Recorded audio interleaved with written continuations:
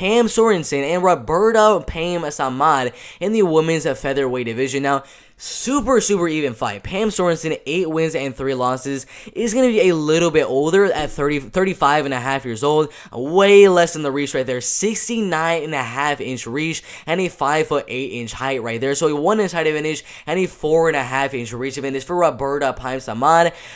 This is a very close fight because Pam Sorenson and Roberta Paim really have the same kind of game plan, is to go out there and wrestle and grapple for the TKO or for the submission win. First round, a gratifying knockout, first round submission, first round gratifying knockout win, any decision win right there. They both have the same exact game plan of just grinding out the decision or finishing the fight on the ground. Pam Sorenson with 8 wins and 3 losses, 6 decision wins, 1 submission win, and 1 knockout win. But both fighters have really solid grappling and wrestling skills.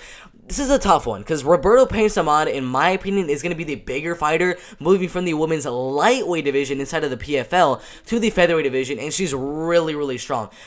Plus, you add onto that the height and reach right there. That kind of does give her a little edge on the feet. In her last fight inside the PFL, she had a really good jab in the fight, and a really good 1-2 as well. She doesn't really have that good of power, but with the reach and height advantage, she could definitely just stay at range and just jab a 1-2 a little bit. As Pam Sorenson is coming into laying her takedowns, but it's a really even fight. It's kind of hard to pick one side over the other.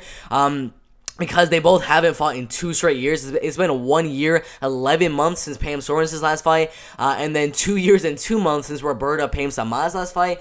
So I don't know what they've been doing for the past 2 years, but I do know Roberta is going to be the stronger fighter, the bigger fighter, moving from lightweight to featherweight, the taller fighter, the lengthier fighter, and with the fact that I do think the wrestling and grappling is going to be very 50-50, it does come down to who's going to have the better striking, and in my opinion, Roberta, with the height and reach, could kind of stay at range and just jab 1-2, the little leg kicks here and there. So my prediction right here, it's going to be a really close fight. Definitely, if you're planning on betting on this fight, it's definitely an underdog or pass type of fight, being how close it is in this women's featherweight division. But I am gonna go with Roberta Paim to win the fight by a 29-28 unanimous decision right there. Overall, very close fight in the women's featherweight division right there.